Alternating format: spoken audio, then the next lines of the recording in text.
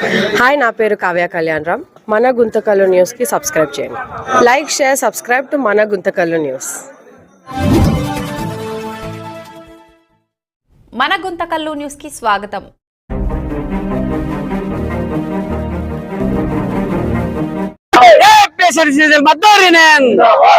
రమణారెడ్డి గారి నాయకత్వం, రమణారెడ్డి గారి నాయకత్వం, వై శ్రీనివాసరావు గారి నాయకత్వం, వై శ్రీనివాసరావు గారి నాయకత్వం.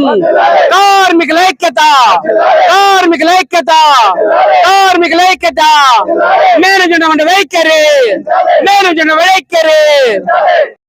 వై శ్రీనివాసరావు గారి నాయకత్వం. వర్దిల్లాలి, వర్దిల్లాలి, వర్దిల్లాలి, వర్దిల్లాలి. రమణారెడ్డి గారి నాయకత్వం, రమణారెడ్డి గారి నాయకత్వం, వై శ్రీనివాసరావు గారి నాయకత్వం. కార్మికుల ఐక్యత, కార్మికుల ఐక్యత. మేనేజ్మెంట్ సమ్మెం సిద్ధం, సిద్ధం, సిద్ధం, సిద్ధం, సిద్ధం, సిద్ధం, సిద్ధం, సిద్ధం, సిద్ధం, సిద్ధం. కార్మికుల సమస్యల వెంటనే, కార్మికుల సమస్యల వెంటనే మా న్యాయమైన సమస్యలను, మా న్యాయమైన సమస్యలను, మా న్యాయమైన సమస్యలను, మా న్యాయమైన డిమాండ్లను, మా న్యాయమైన డిమాండ్లను సత్వరమే.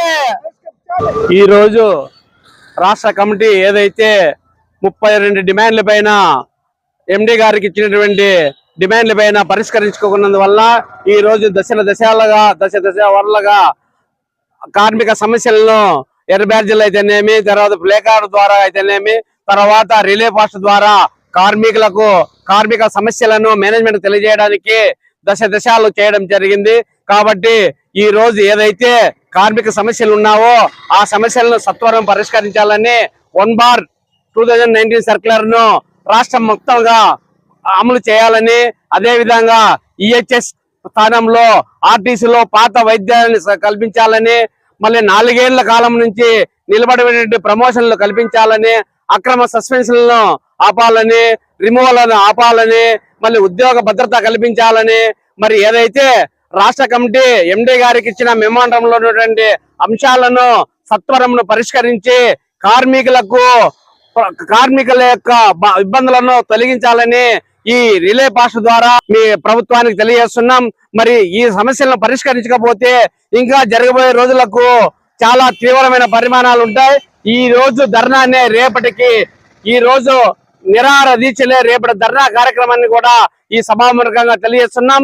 ఈ రోజు మా రాష్ట్ర నాయకత్వం ఏదైతే వై శ్రీనివాసరావు గారు, మళ్ళీ రాష్ట్ర అధ్యక్షులు పివి రమణారెడ్డి గారు తీసుకున్నటువంటి నిర్ణయాలని ఖచ్చితంగా రాష్ట్రం మొత్తం అంతా ఈ రోజు పాటిస్తూ కార్మికులకు నిరంతరం పోరాడుతున్నటువంటి నేషనల్ మజ్దూర్ యూనియన్ నాయకత్వం, మరి ఈ ప్రక్క యూనియన్లు 1/19 సర్క్యులర్ అవసరం లేదా?